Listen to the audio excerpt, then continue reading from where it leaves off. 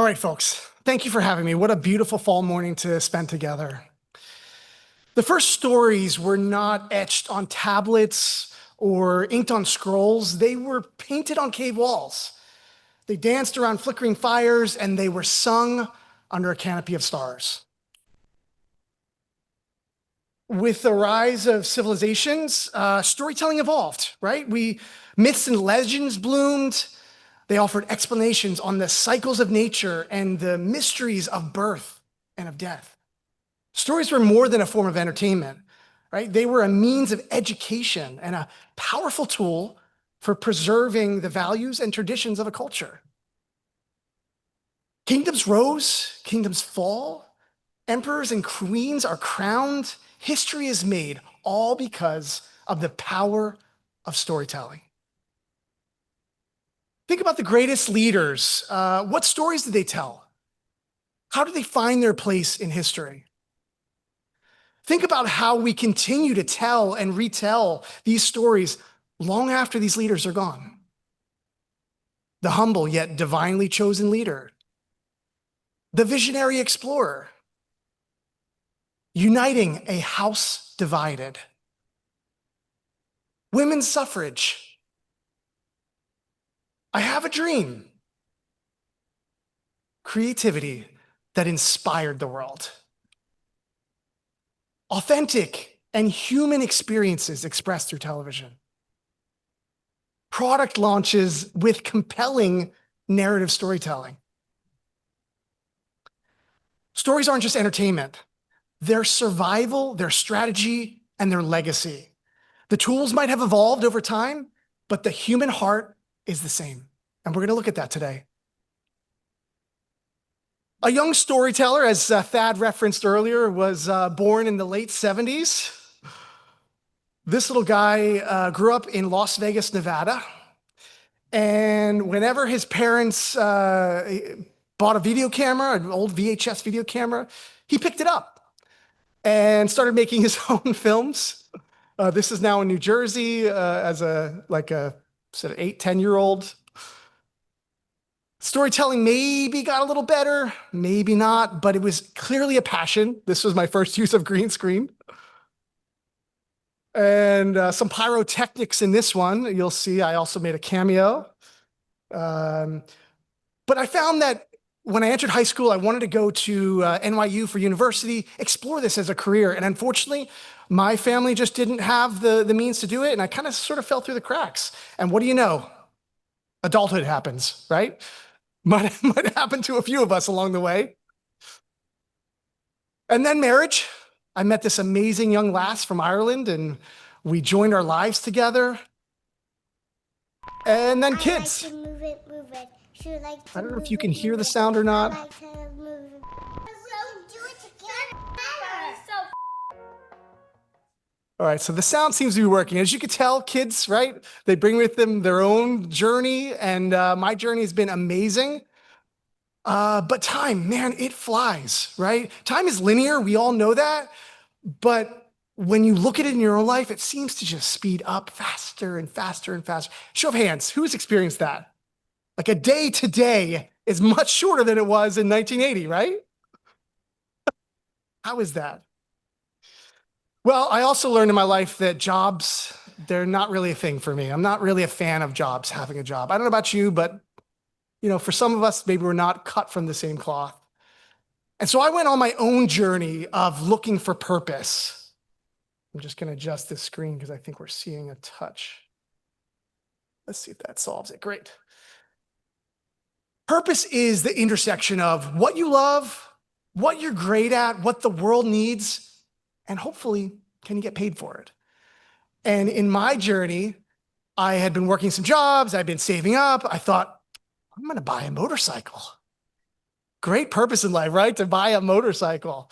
And I had this small little voice say, what if you bought a camera instead? So I bought a camera, and that was really the act 2 of my journey in storytelling, right? And in that journey, I realized that name gives purpose. Awaken Films is the company that I founded, and we utilize a format of video storytelling we call creative visual storytelling. We combine strategy and creativity and emotion through this creative visual storytelling process. And the result are remarkable videos that inspire action and turn viewers into loyal customers. So we do marketing. We're a hammer, and everywhere we see our nails. We use video for marketing. Here's an example of our sizzle reel. I think you might be able to hear the music. Let's just see if it plays through for us. We'll check if that's coming through.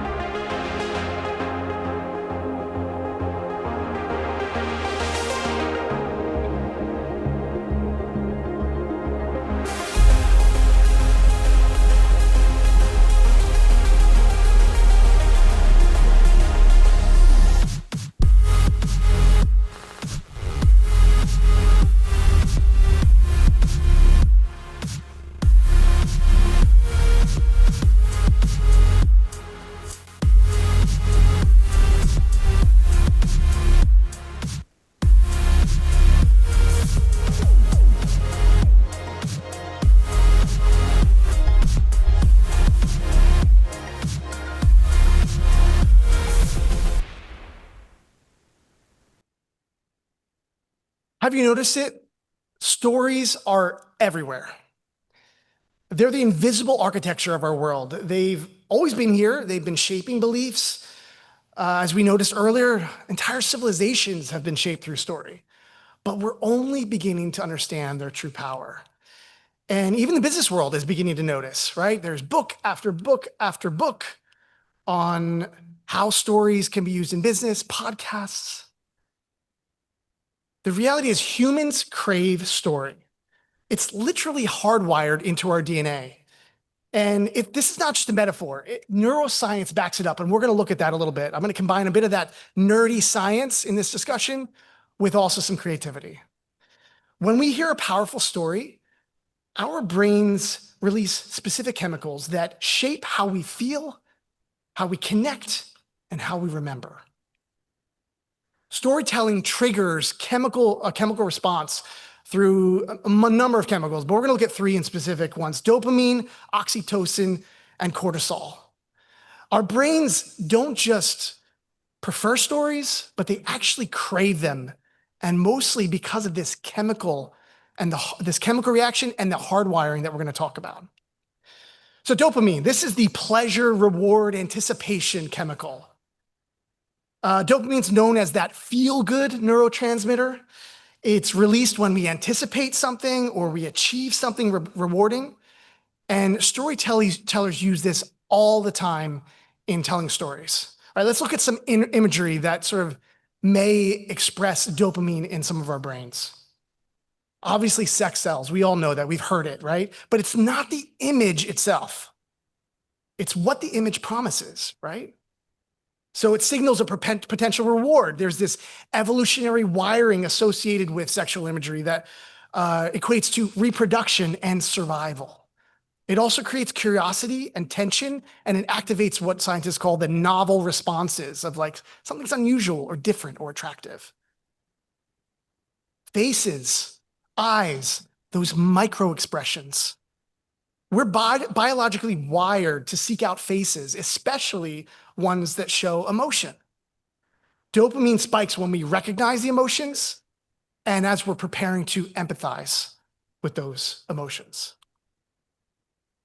Dopamine doesn't just spike when we receive a reward, it spikes in anticipation of that reward. So an image promising something good or something great is about to happen, the brain releases dopamine, and even before we know the outcome, we're feeling that effect.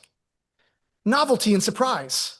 The brain loves newness. It's constantly on the lookout for something unusual, unexpected, and dopamine spikes in response to this as the body prepares to learn. Let's look at oxytocin, right? This is often called the bonding hormone, and it's released when we feel connected, especially when we witness something authentic or vulnerable or some piece of shared humanity. Images showing physical closeness, hugging, hand-holding, comforting gestures, they send this primal signal of safety to the brain. Humans are wired to respond to raw and unfiltered emotion, showing authentic struggle and triumph. Seeing someone helping, protecting, uplifting, this sparks oxytocin as well, these kind of pro-social behaviors. And again, eye contact, the human face, close-ups, especially direct eye contact, are powerful oxytocin triggers. The last one we're going to look at is cortisol, right? We've heard of cortisol. That's the primary stress hormone that kicks in when we feel threat or uncertainty or high stakes. Cortisol grows when an audience knows something important is going to happen, but they don't know when, and they don't know how. Cortisol can spike when the audience senses that time is running out, but they don't know if the goal or the thing is going to be achieved in time. Cortisol also surges when viewers detect danger, like physical, emotional, or social, and again, they don't know the outcome. We don't just enjoy stories, we're wired to need them. So not only is there a chemical response, but a story hooks us with anticipation, and there's a biological issue that's going on. There's some constraints that we're going to talk about in a few minutes, and there's also some opportunities that are inside of each of our bodies that create a hardwiring need and craving for storytelling. Curiosity isn't a random personality trait. It is actually hardwired into the human brain, and it's helped our humanity survive. It helped our ancestors survive for thousands of years, right? The more we explored, the more we learned about threats and opportunities. Those who solved problems quickly, they passed on those genes. And the same ancient circuitry is alive today, causing us to seek information, fill knowledge gaps, and resolve uncertainty. Research in infant cognition shows that even at 9 weeks old, babies can consistently prefer a novel image over a familiar one. This has been done with eye tracking studies. For example, a baby is shown an image of one that they've seen and one that they haven't, and they look longer at the new image. And this research is showing that it's hardwired. It's not a learned behavior. And novel activities reward the brain systems, triggering both that dopamine release, and they drive that urge to explore.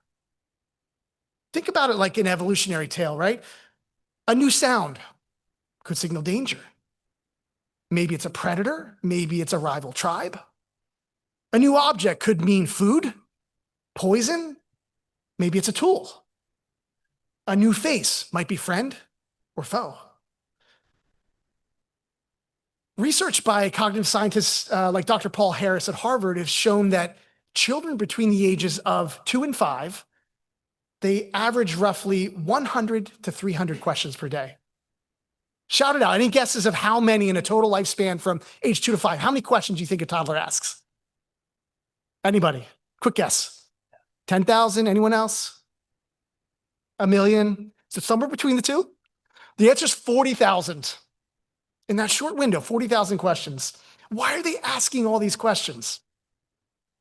Well, by age 5, the brain reaches 90% of its adult size, and synaptic connections are forming at lightning speeds, up to 1,000 trillion connections by age 3.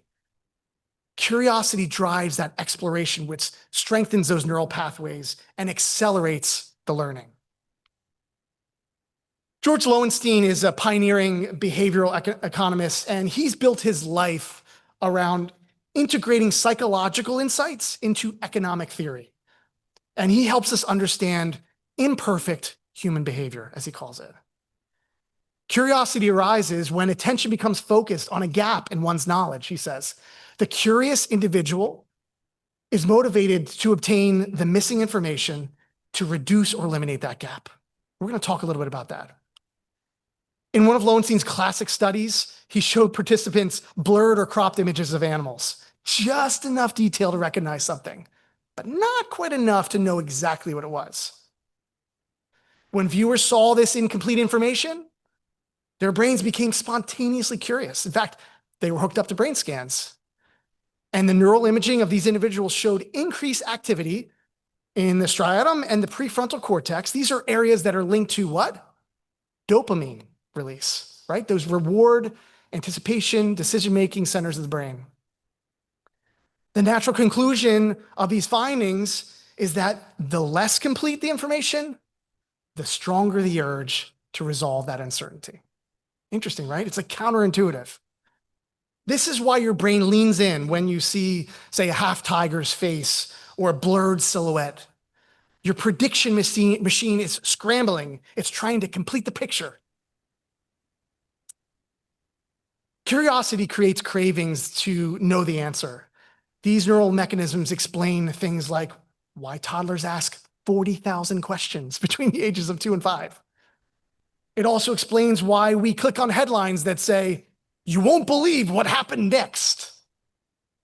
Am I the only one that clicked on that, right? It's why binge-worthy shows and trailers and cliffhangers are so damn addictive. Lowenstein's information gap theory describes it this way.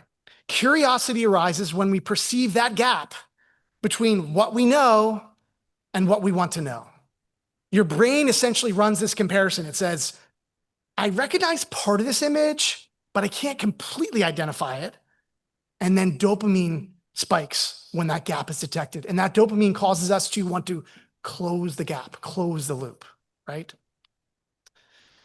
Will Storr has written a brilliant book called The Science of Storytelling. We're going to touch on some of the info from there here next. He unpacks how brains are wired to process and respond to narratives. His book explains how the dopamine and curiosity goes hand in hand. This novelty that happens triggers a dopamine release. The dopamine fuels curiosity. The curiosity keeps our attention locked until that uncertainty is resolved, and then resolution comes. We all feel that satisfaction, and that experience is memorable. According to Storr, there are 4 reasons why our brains love a good story. Number 1, the knowledge gap. We kind of touched on this. When a story hints that there's some important information that the audience doesn't know, it creates curiosity.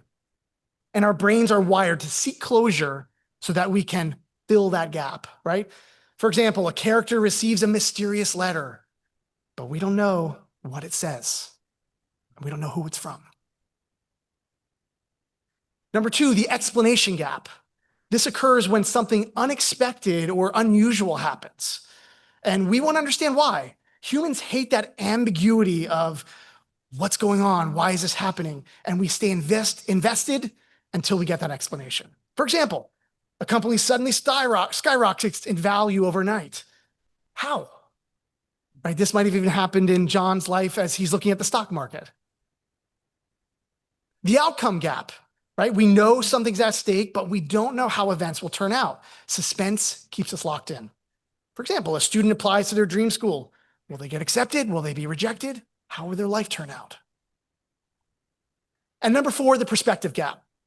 This happens when we encounter an unfamiliar worldview or belief system, and we're compelled to keep watching or reading until we understand the why behind someone's actions and mindset. For example, a criminal claims innocence, but their motives are hidden until later. In his now famous TED Talk, J.J. Abrams, who is an amazing filmmaker and composer, he describes storytelling as a mystery box. He built it on the idea of this infinite possibility of excitement and hope. This idea was inspired from a magic box that he received as a child. And while some interpret this discussion as J.J. Abrams meaning that he maybe left questions unanswered as he wrote, it's more likely that he intended to emphasize how a good story makes the audience want to know what's going on inside. What's going on inside that box? Have you ever thought about what exactly is reality? At its core, the human brain is a predictive machine, right? We don't passively see or hear anything. We're actively involved in a creation process based on our expectations and memories and prior experiences. Every second, our brain takes in limited sensory data and it fills the gaps, making what scientists call a mental model. For example, when you walk in this room, right? Your brain already makes some predictions. How bright is it going to be in here? Where's the furniture likely going to be?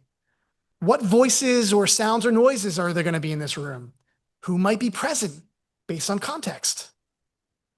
Then it compares those predictions based on actual sensory input. And if the reality does not match the prediction, something interesting happens. Neuroscientists often describe perception as a controlled hallucination. Your senses provide fragments of data, and the brain literally invents the rest of it. It's constantly making up a story about what's happening, and this is why eyewitness accounts can vary so much from person to person. Let's look at a few biological constraints that lead to humans needing to invent their own perception of reality. How many times per minute do you think the average human blinks? Just shout it out. What do you think? 20, 10? These are great guesses. The average is 15 to 20 times per minute. Doesn't sound like too much, right? It's a short little click, right? Click your eyes, you blink, it's done. When you blink, you're blind. And when you combine all that blindness, it's 10% of your life. Can you imagine walking around for 10% of your day blind?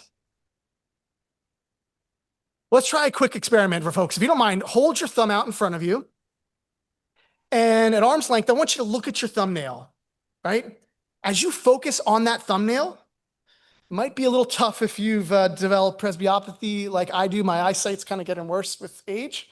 But that thumbnail represents the area of your vision where it's sharp and detailed, right? Just that little thumbnail. Let me show you an example, right? Take a look at this image. Imagine you're on a high building looking out over a beautiful tulip field. Well, what it actually looks like to our eyes is more something like this, right? There's a small portion in the center that is, say, the size of your thumbnail or the size of a stamp. And that part is in ultra high definition, focus, and color. But everything around that is reduced in color and a little bit blurry and hard to focus on. This is the illusion, right? The brain constructs a high definition hallucination of the world around us based on that tiny little thumbnail size or postage stamp sized high definition image. And yet we all feel like we're seeing the world clearly, right? All right, let's look at some more biology to help us unpack what else is going on. So this part of the eyeball called the fovea is a small pit in the retina. It's about 1.5 millimeters wide, and it equates to roughly 1 to 2 degrees. So that's this is our field of view here, that little tiny speck. That's the fovea that's right over there. That part is where it's crystal clear, perfectly sharp, great color, all in focus, right? Outside of the fovea is your peripheral vision. We all understand that, right? You have things you can see beside you, even if you're not focusing on it.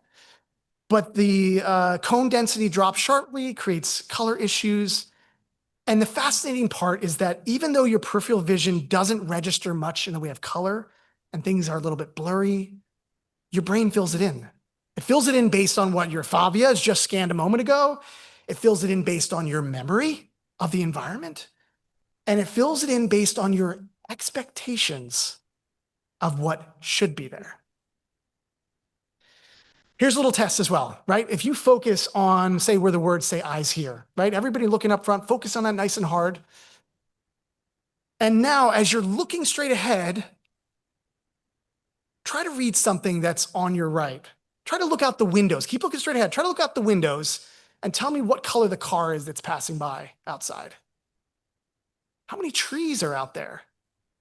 What color are the tombstones, right? You may be able to know because you've walked by it, you've driven on this road, you know it from memory and expectation, but can you see it?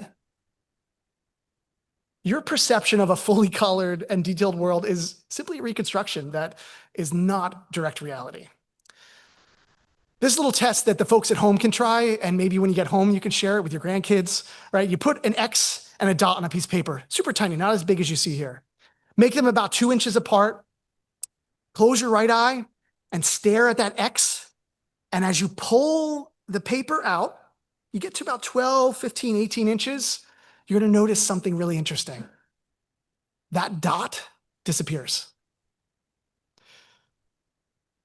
When the dot vanishes, your brain is literally inventing the background to fill the hole and to hide the hole. So I'd like you to try this if you remember when you get home. Maybe try it with your grandkids.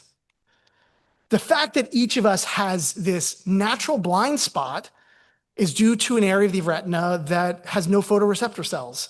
And this is an area where the optic nerve exits the eye. So these blind spots are roughly the size of a lemon in our field of view. And you don't notice them because your brain just fills it in, right? Again, if we looked at this beautiful image and we were to overlay what's really going on, pretty crazy, right? There's a lot of distractions in there, yet our supercomputer of a brain invents the story to tell us what reality really is. You know, it's a wonder why we don't notice anything like this, right? Your brain is hallucinating in 3 ways. It uses data interpolation to fill in based on surrounding details. It's using contextual memory. It recalls what should have been there in the past. And it's cross-referencing, right? You have 2 eyes, so the blind spot's not in the same spot in both eyes. So each eye is compensating for the other eye. In other words, you don't see a hole because your brain is seamlessly telling you a story about the way the world is. Narrative storytelling works like this because it hacks that predictive process, right? It sets up these expectations, establishing characters and environments and rules. And then it breaks the model and introduces surprise or conflict or change. And it's this mismatch between what we predicted and what actually happens that triggers that emotional engagement, right? This is why the cliffhangers, the twists, the perspective shifts, they're so compelling. And why they force the brain to re-render its internal movie of reality as you're watching, say, a movie. I want to talk about saccadic movement next. This is just one more interesting piece of science that really helps understand why visual images in a movie, for example, are processed seamlessly by humans. A saccadic movement is a rapid or jerky eye movement that your brain uses to shift from gaze to gaze. We're constantly doing it thousands of times per day. Your eyes make 3 to 5 of these saccadic moves, saccades, every second. It's likely the fastest move that a human can make. And during each saccade, as your eyeball is sort of scanning around, your eyes move so fast that visual input becomes blurry. I'm not talking about just looking at something else. I'm talking about the natural movement of your eyes. Scientifically, it's called a saccade. And that input becomes blurry, and your brain temporarily blocks the image from your conscious awareness. And then obviously between each of these saccades, we land on something, fixate for a moment, and your vision becomes sharp and detailed and you recognize again. Here's the crazy part. During the saccade, you're effectively blind, like a blink, but you're blind for 30 to 80 milliseconds. And you didn't notice this. You've gone your whole life and you didn't know this happened. Can anyone guess why? Why didn't you notice that you're blind? Not just when you blink, but when your eyes move. The brain, 100%. The brain edits out the blur, like a movie. The brain is doing cut after cut after cut and joining clips together. It fills the gap by stitching together the previous scene that it saw with the new scene into one continuous shot, if you will. And it feels smooth because it's an illusion. Your brain is subconsciously film editing 3 to 5 times per second. In other words, you don't see the world continuously. You experience a series of snapshots that your brain edits into a seamless movie. I just find this fascinating.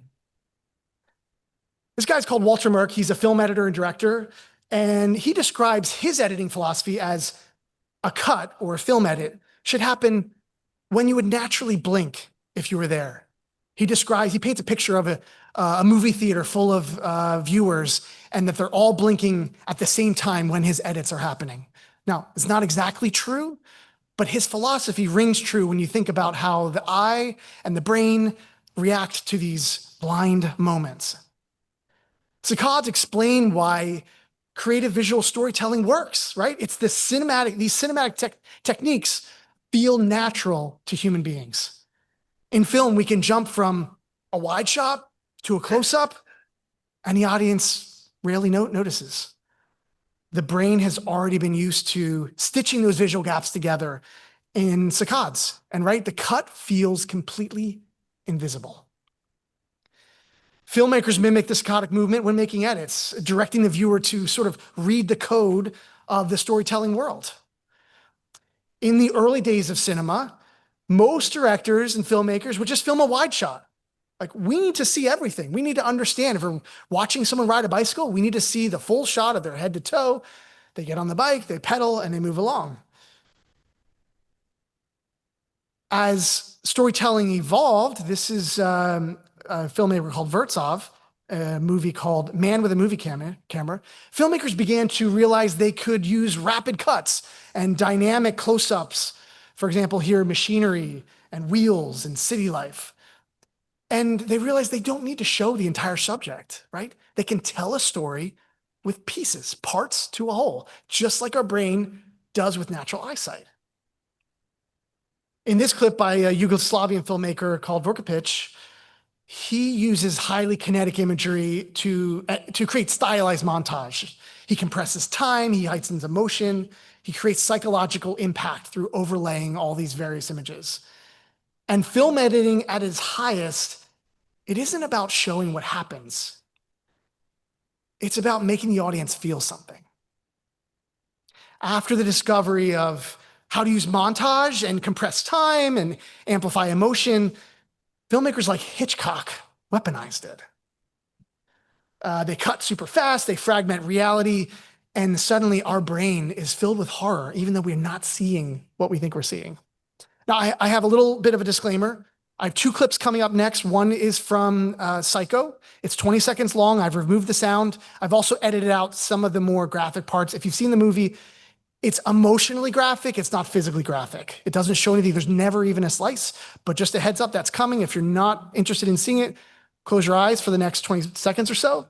And then there'll be another clip we'll show as well. I'll disclaim that. It's from Jurassic Park. All right.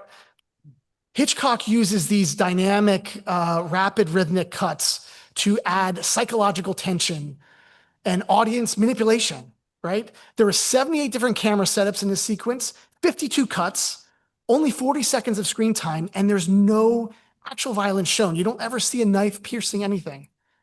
And yet the scene is horrifying. It's that missing link between what the early montage people like Vorkapic were working on and modern Hollywood storytelling, right? So as we look into the future, people like Steven Spielberg came around, and this next clip is from Jurassic Park. One more disclaimer, there's no sound. There is a dinosaur that shows up, and there's sort of a part of a goat that shows up on screen because the dinosaur, I guess, had a meal, just so you know in advance. If you're not interested in that, close your eyes for the next 60 seconds. In this scene, Spielberg uses restraint and subtle visual cues to build like this unbearable tension before revealing the T-Rex. Unlike Hitchcock's The Rapid Cut and the chaos, Spielberg's power comes from holding back and forcing the audience to lean in, the shake, the vibration, the rain. This sequence had about 9 camera setups, 12 cuts, 75 seconds long.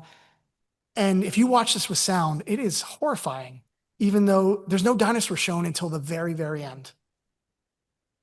All of the meaning, all of the dread, it's all created through implication. And here's where the goat part comes up. So close your eyes if this is an issue for you. So now we know something's out there, something's eating, camera movement pushing in, Drama, drama, drama. I want to talk about the power of a oneer. There is, I think, sound on this one. If it doesn't play, I'll just talk over it. Fingers crossed, Joel says. And it doesn't matter if there is or not. So this is a commercial set, and you're going to see when I go to the next screen, the top image is a behind-the-scene image. The bottom image is what's seen in the film, in the actual commercial. It's a oneer is one single unbroken shot. Instead of cutting from scene to scene to scene, it does almost the opposite, something really magical. It erases the audience's awareness of that editing. And where montage sort of fragments time and space, a well-crafted oneer makes time disappear, and it pulls people inside of the story. Let's watch this together. All right, so this clip illustrates a behind the scenes of a oneer for a commercial, and it starts off sort of this war scene, right? And then the camera pushes in, and watch the top image as the camera's pushing in. Watch all the change that happens. Set designers are moving in, prop stylists, costume, wardrobe, they're all coming in to make change. One single unbroken continuous shot.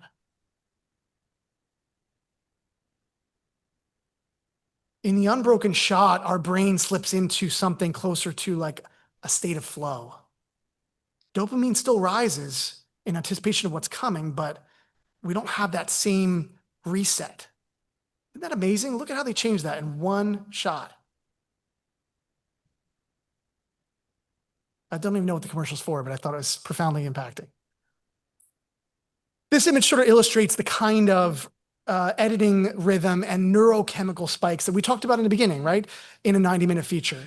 It's not exact, but it's a representation, right? The pleasure of a good story comes from the balance between enough tension to excite and enough empathy to care. And lastly, enough resolution to bring satisfaction.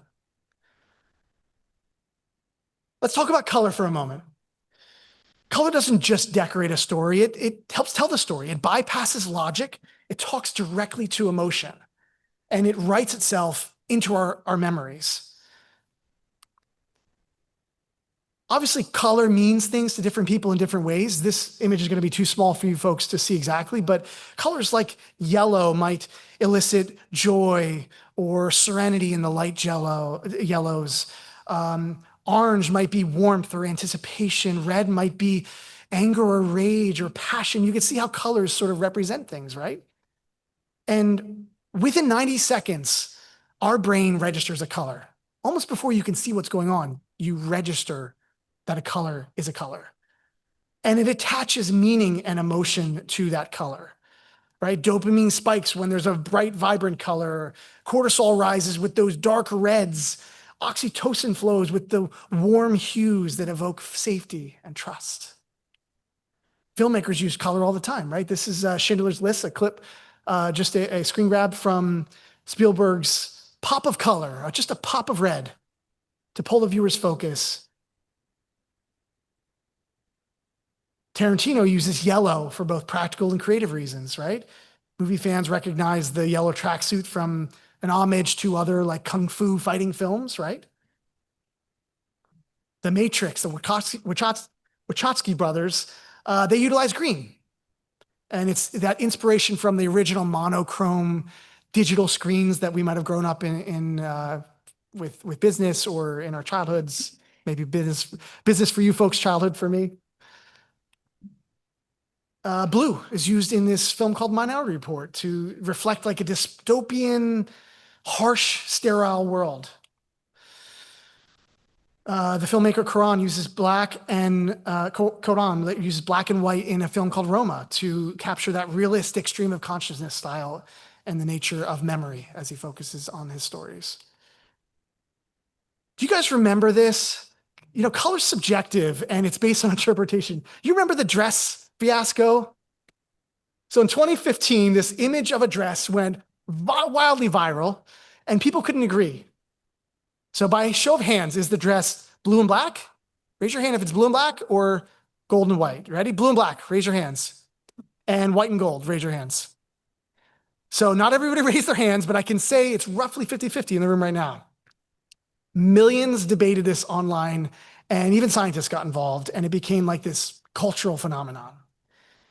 And this was never about a dress. You know what this was about? It's about how our brains process color under ambiguous lighting. Check this out. Your brain doesn't measure raw wavelengths like what's coming off an object, like a scientific instrument would do, right? Instead, it corrects for lighting based on what the available colors are, and it tries to keep colors stable, called color consistency. If your brain assumes it's warm, yellowish lighting, like indoor tungsten, kind of like what we have here, it subtracts the warm cast, making the dress look white and gold. And if your brain assumes cool bluish lighting, like shade or overcast sky, it subtracts the blue cast, making the dress look, you guessed it, black and blue. Same pixels, different assumptions, and different reality. So white is actually various colors. We know that from childhood, right? You mix all the colors together, rainbow, you get white. But the color of white can vary as well. And as a filmmaker, this is really important to us. Color temperature comes from the science of black body radiation. Think of it like a piece of iron that warms up, and as it gets hotter and hotter, it goes from black basically to amber, oranges, to maybe a more neutral white, to then like a blue hot, like blue hot. Humans obviously evolved under natural conditions of warm light, like candlelight. So when we see warm colors, it naturally can evoke warmth, right? If I'm at a dinner party and the lighting's dimmed, that creates those chemical releases and expectations that I would have that are very different than if I'm in a cloudy, overcast day that's, 10,000 degrees Kelvin versus 1800 degrees Kelvin. And filmmakers use the knowledge of color temperature, not just to balance and make sure that white is white, but we use it to impact emotion. All right, we're going to talk a little bit about lenses. I actually brought some lenses with me. I'm realizing that we're probably running out of time soon. I don't want to bore you folks. So maybe after our talk, if you want to come up, we can look at some different lenses. But a lens isn't just a piece of glass. It's a point of view. And the filmmaker uses a lens to decide how we're going to see, how we're going to feel, and how close we can get to the story. Right? Early days of a lens was camera obscura. It was a pinhole. There wasn't any glass or plastic or anything. It was just a tiny hole that created a semi-focused stream of light to enter a darkened room or a darkened box. And the first images captured, this is one of the first filmic images ever captured, a photograph of a camera obscura, was dreamy and almost otherworldly or ghost-like. If you squint, you can almost see it better than if you look at it with your normal eyesight. In modern options with lenses are just extraordinary, right? Everything from on this far right, these ultra wide lenses to these ultra telephoto lenses and everything in between. And filmmakers use these to tell a story. And it's not just about fitting something in the image. It's also about forcing the viewer to experience the story. All right, this is a moving image that sort of illustrates the same person in the same space, but the difference between a 20 millimeter going all the way through to a 200 millimeter. And you can see some interesting things happening, right? The facial structure sort of changes, the way his body posture, the hair changes. I'm going to freeze it here and just show you lost my way there. Let's show you the first and last image. So on the left is a 20 millimeter lens. You can see the nose is distorted. It actually accentuates the size of the forehead. The hair looks different, right? The 200 millimeter lens compresses things. So where the 20 millimeter distorts and creates a distance issue, the 200 millimeter compresses things. His face looks flatter. His hair looks more compressed against his body. This is another moving image that does the exact same thing. But this one's interesting because it's not on a white background, right? So now you can see the background, right? If you look at this tree, on the wide lens, the tree looks so far away. And on the close-up, it's like the tree's right against the kid's head, right? Clearly, it's accentuating his forehead, his hat grows, his nose grows. But when you look at the background, something interesting is changing, right? This next image really shows the expansion and compression of the distances. Right, this photographer used the same setup with a model in the same place. She's right against this wall in every single photo. But with the wide lens, a 24 millimeter, look how far away that little building is. And with the 135 millimeter, look how close the building is. Now, the photographer had to physically move her body and her camera further back to get this image to look the same. But the effects of the lens, the compression and the expansion you can see is a tool that storytellers use to paint a picture. This illustrates this image illustrates why the field of view compresses and decompresses. We're not going to go into some of this science, a little too much. Here's a really cool visual from a film. 2,000 millimeter lens. I mean, is that plane going to hit these people? Right? How amazing is that? I don't know how they got the insurance to pull that shot off, let alone the approvals, but a 2,000 millimeter lens makes those people and that plane look like they're on top of each other. And I don't know how far they're away there. I don't have a behind the scenes picture, but clearly far enough to be safe. Depth of field is another interesting tool that filmmakers use. You know, your eyes have that saccadic movement we talked about. And while we're looking around the frame, filmmakers want to control what you see. So we use depth of field. It's controlling what is in focus and what is out of focus to tell the viewer what you're allowed to see. The camera has so many similarities to the human eye, right? The iris, that colored part of our eye, controls how much light enters our eyes. And in the same way, a lens has an aperture. You might have noticed after a visit to the optometrist, right? Your pupils maybe get dilated. It's very bright. That's your iris opening up, letting in too much light. Your brain can't compensate. There's also a lot of colors. I don't know if you've noticed that as well. That's called chromatic aberration. The lens in your eye is a simple lens, and it's not able to handle light rays from that far, the disparate light rays. So when we want to see something in focus, another trick that folks that are partially blind use is they use a little device to create a tiny, tiny pinhole to look through, which only allows the most direct light beams to focus on their eyes. And the filmmakers use the same thing with the lens, right? We're going to open that iris to use selective focus. Let me show you this image of what we're talking about. This is sort of a time lapse, a compilation of images. The camera stays in focus for every image, correct? But the background you can see in the first image is like little tiny twinkle lights, like you'd see on a Christmas tree. But by the time you get to the last image, they're big, what we call bokeh, big bokeh balls, big out of focus points of light. And so the filmmaker or the photographer is deciding what you can see and what you can't see. Again, a little bit more science. We're going to skip past this one. Just if you're curious, it sort of shows how the converging light falls on the image plane or the sensor of your eye. And that's why things are in focus or out of focus.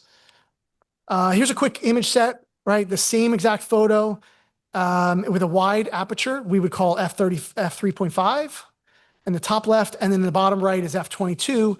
You can see how this image, in my opinion, on the top left is a little bit more pleasurable to look at because you know what you're looking at, where the bottom right, it's kind of like too much is going on, right? You can't see the leaves from the trees behind them. If we skip ahead to a model, this image shows the same idea, right? On the image on the left, there's a lot of distraction. We've got people in the background, a parking lot. Is a car going to move, right? What's going on back there? I see a tree. What time of day? But then on the image on the right, we blur everything out. We say, just look at the model's eyes. Now, in addition to depth of field, shot size is used in filmmaking to tell an emotional story. And it's not just about, again, framing the image so we see everything in it. A wide shot might show us the whole world, but then a medium invites us into that world, and a close-up puts us inside the character's skin. This is just a series of clips that we're going to scan through quite quickly. So a wide shot, obviously this is from Lord of the Rings. A long shot kind of brings you in a little bit, gives you some context. Maybe you see a full head to toe, but a little bit more of the audience. A medium shot is kind of the balance of the character and the world around them. Close-ups start to be about one person and you identify with that person. And then obviously the medium close-up, the extreme close-up. That is where we frame a specific detail and we feel what the character's feeling. In this next clip, it's actually a moving image. I'm just going to talk over it. But it shows how the camera angle, not just the shot size, but where the camera is placed and the movements that are used in camera shapes how we feel a story. So a high angle can make a character look small and vulnerable or powerless. A low angle can elevate the character, make him feel dominant. The Dutch angle makes you feel imbalanced and maybe danger. The pan is a traditional, like moving your head left or right. A tilt is moving your head up or down, very normal for humans. A zoom is really only used for effect in filmmaking. Then there's movements like a dolly shot where the camera reveals details, or a tracking shot following a character, or perhaps even a gimbal shot where the camera's free to move and float around the environment. Special shots like a snorri cam give you a unique view. A Zolly is a combination of a zoom and a dolly. We've seen this famous one, right? A time lapse compresses time, hours become seconds. And the hyperlapse compresses both time and movement into dramatically kinetic images. And lastly, new technologies like drones, right? We get these POV shots that were never possible before. And of course, the steel cam, which is when an animal like a seagull steals your cam. I talked with someone earlier about the AI revolution. There's clearly not enough time to go into this, but AI is changing everything, especially in my world. Things from deep fakes and lookalikes to actors striking and requiring opt-outs in their contracts to pre-production workflows. All kinds of changes are coming. I am actively keeping my finger on that pulse for my own business and for my employees the families that I help support, and also for the future so I can be ahead of that curve. Too much time to go into detail, but I will just touch on two quick images.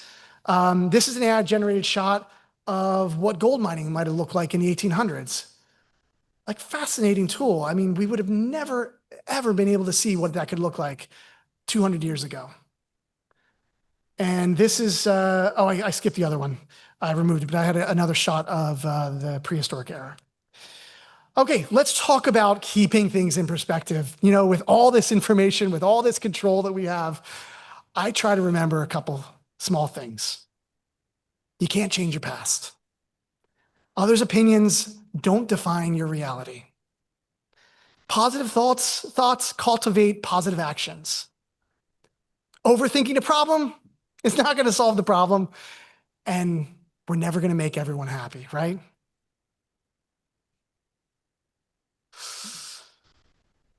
Along my journey, I realized something really important. If I enjoy what I do, it doesn't actually feel like work. I'm going to play another video, and this is a video of my business partner and wife. You'll notice the Irish accent.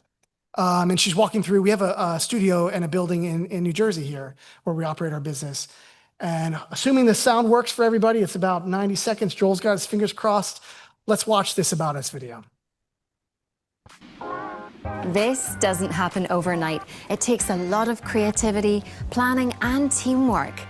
Come on, let me show you. It all starts with an idea. You talk, we listen. Together, we develop the creative and the plan begins to unfold.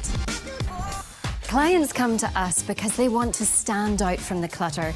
They're looking for a detail-oriented, tech-savvy, take-care-of-it-all production partner. Hello, Awaken Films. Our team of creatives works hard behind the scenes to make the magic happen, but that's just the beginning. Coming through. We handle all the details: casting, location scouting, set styling, just some of the ingredients necessary to make the big day a roaring success. Sometimes it's a commercial for a new product or service, and sometimes it's internal marketing for corporate communications. Prompter ready. Rolling. I'm ready for my close-up.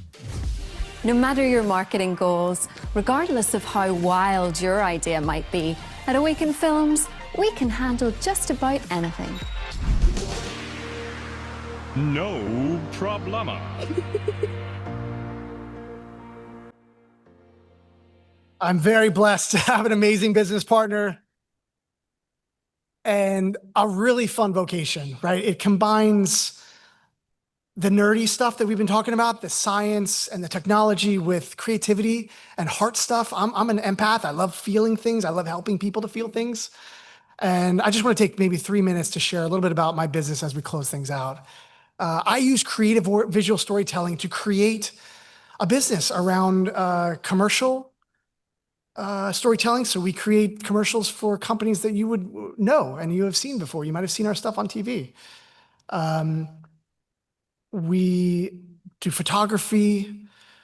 We do corporate video. We tell stories for businesses to help them make an impact, sell products, create new initiatives, or gather a tribe of people and new recruits into their business.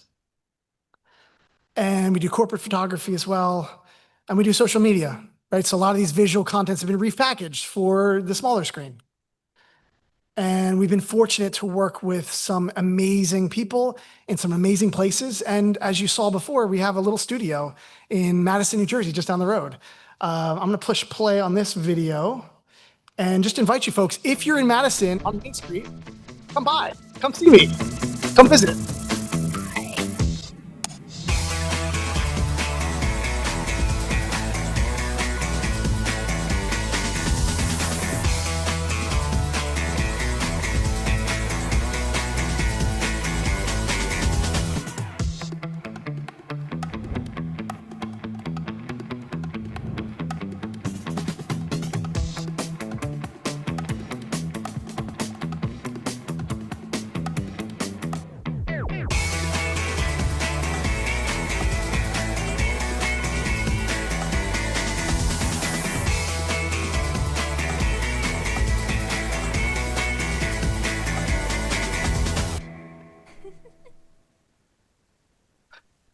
We are on Main Street, not far from Chatham, on the Chatham side of Madison, based here in New Jersey, and we would love to connect with you offline. So with that, I'm going to sort of finish up my presentation. Thank you, everybody, for taking the time to listen, for having me here. I have a little QR code on the screen. If you are tech savvy and so inclined, and my session has given you something valuable as a takeaway, I would welcome a Google review for our little business, right? It helps us connect with other folks like you that maybe are in the prime of their career and need help in visual storytelling. There's zero pressure to give a review, but if you are tech savvy, you want to click on that QR code from your phone app, your photo app, it should pull up Google, and then you can write a little review. Thank you, everybody, and have a wonderful, wonderful day. That was wonderful, Jason. How about some questions? Yes, would love that. Absolutely. We may have the questions, you may have the answers. I might not, but let's try. Yeah. I'll start with a question about the process when you're doing a commercial for a company and their product, or you're doing it for a corporation. How does the give and take go between what you bring as ideas that you think this would be really great, and maybe they have their own ideas and maybe they don't like yours so much? How does that process work? Life is about give and take, isn't it? Right? We've all experienced that. Great question. Some people come to us and they basically say, I know I bought something cool, do your thing, we trust you. And other people come and they say, hey, we have our ideas sorted out, we have our locations, we just need the technician and the specialists to come in and solve the problems. So every process is different, but I'll say when we have to have that impasse, my approach is always collaborative. And if you need support in knowing what's the next step, what's a creative idea or solution or opportunity here, we're offering that. And if it's one of those moments where actually it's too many cooks in the kitchen, we bow out gracefully and we just say, lead us. And we're going to be your mouth and your hands and your feet to tell this story. Thanks, Jason. That was great. By the way, the JCP&L commercial you did was amusing. When I get my bill from those guys, I'm not amused. All right. Actually, New Jersey's utility rates are fine. So there's a lot of scientific stuff in here. Do you go to schools and tell them about all this? Occasionally I speak about this elsewhere. I just think I'm This kind of looks like film school stuff. a lifelong learner, and I never went to film school or never went to any school. So just constantly reading, like a quick joke, but true. My nighttime reading is Wikipedia.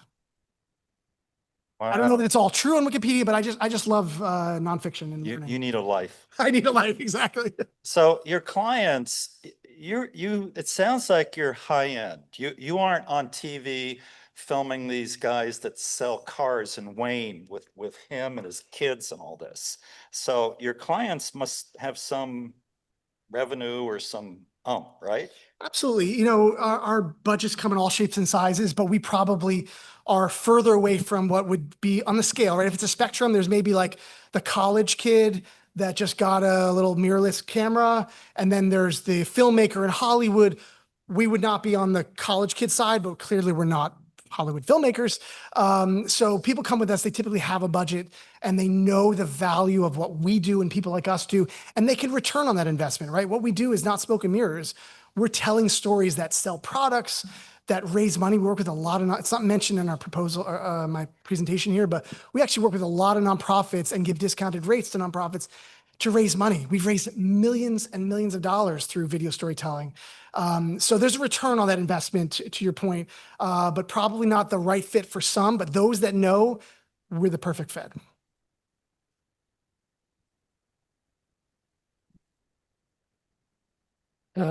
Thank you for a really stimulating talk. I have a question that goes way back.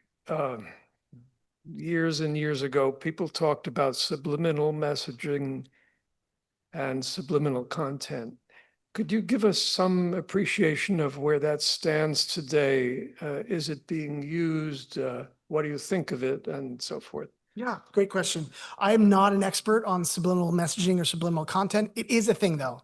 Early days in audio, there was backmasking of audio tracks where something was recorded sort of low behind the main music. And there is, I think, some research out there. We should do some research together to figure out what it says. But I'm sure there's research that shows that it's a real thing, including images, right? If you flash a frame, average humans perceiving 60 to 120 frames per second. If we flash just a single frame, 1/100th of a second, there's a chance we're not going to notice it. And yet it might impact us. I know there's some famous examples of where filmmakers or people in marketing did that. I don't know exact answer for you, but I will say it's a thing. For me, the more scary thing is not subliminal. The scary thing is AI, right? With deep fakes that we could make a leader say something that she or he did not say, that we could shame or bully someone and make it look like it's their body or their face doing something they didn't do. That to me is more terrifying than subliminal messaging. So thank you. That was a great talk. I wish you would have gave that talk when I was starting with my photography, because you explained a real lot. My question is, when I was out, like I like to go in New York and take pictures and stuff. And my understanding of the law about taking pictures is, as long as you're not using it for a profit, you can take the pictures. However, if you are making a commercial or something and somebody walks across the screen, you actually have to get a permission from them in writing. Is that correct? Yeah, so my legal experience is zero. We have a lawyer that we hire offsite, but I can tell you from my experience, it's very similar. Certain municipalities will not allow any fixed camera or lighting or sound position on the ground in any public space. So number one, if we have a tripod and we want to film in downtown Madison, we likely need to get permission if we're going to use a sidewalk or close a road or something like that. Number two, if someone's seen on camera, we always get releases, right? Most people that we're filming are actors, so we've already got a model and talent release from them, or they are a staff member of a corporation that has also gotten that release. So that's how we sort of cover our backsides. There are occasions where we need to blur something because nobody caught it in post, or it was just maybe a stock image or something that was important to use, but we have the visual of something or someone that we can't show. So we literally go in and mask, make a little blurry face. You've all seen it, right? And track when that face moves and move the blur. Ideally, we don't get in that situation because in pre-production, we think about it. And during production, someone's actually looking at the monitor to make sure that we don't run into that. But that's my experience. Hope that helps. We have a question online. Al Aho, unmute and ask your question. First, Jason, a great talk. I really enjoyed it.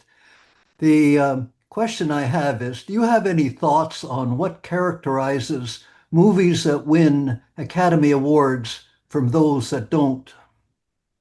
I think that's like asking about who became the president and why and which era. I would say, in my opinion, clearly the artistry of filmmaking and the technology has grown to such a degree that, I mean, really almost any film, even student films in college, are breathtaking and hyper realistic and cinematic and beautiful. What makes the difference between one professional, profoundly impacting film and another that's award winning, like an Oscar? I don't know. I would say there might be some things going on in smoke-filled rooms in the background that sort of maybe tip the scale one direction or another. But I can say that there are criteria that has to be met. It's everything from like how the public perceives it to how artistic it is. Has it pushed certain bounds and utilized certain technologies? And there are categories that might win, for example, based on cinematography, how the lens was used versus directing versus documentary like Cine Verite, where we're just following a character. So these categories obviously have certain stipulations on when something is award winning or not. But great question. I think it's beyond my pay scale. Thank you. I agree with everyone else who said that this is a very interesting, informative, and provocative in many ways presentation. I'm going to ask a question, and I don't know whether it's really valid to put you on the spot, but how do you decide when you're editing exactly where to make that cut? It's a great question. Very valid. I'm glad you asked it. Back to that Walter Murch slide, right? The famous film editor. Everybody has their own philosophies. I actually go on feel. All right. A disclaimer, I still edit and I still shoot film or video, as it were, but not as much. I have a team, a full-time staff that does a lot of it for me. So I only touch sort of the higher end or bigger special projects. But when I'm making a cut, I'm feeling my way through that cut. There's the technical side of, say, the script starts with person A, then we see person B, and the dialogue goes in a certain way, and then music turns on in a certain manner. But just because something's technically correct and it tells the scripted story doesn't mean that it's emotionally or the feel of that story is correct. So I go a lot by feel, right? And there's some really interesting ways to finesse an edit. Tiny piece of nerdy information. There's something we call a J edit, where if you imagined a cut is like vertical, right? And there's clip A and clip B. Instead of the clips matching up perfectly, the audio matches in the right spot, but the J happens when the audio moves or the video clip edit moves. So we can even adjust by 2-3 frames when that scientifically correct edit happens so that emotionally it disappears and feels right. It's fascinating. Great question. Jason, thank you very much for coming out here and taking the time and putting together this wonderful talk. But we do have several ways of thanking you. One of them is I think that's the one. Let me put this down. Beautiful.